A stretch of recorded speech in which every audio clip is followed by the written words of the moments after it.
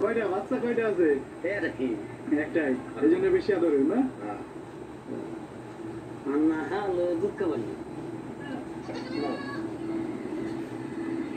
ওই যে আপনার পিছনে চলে গেছে কিন্তু।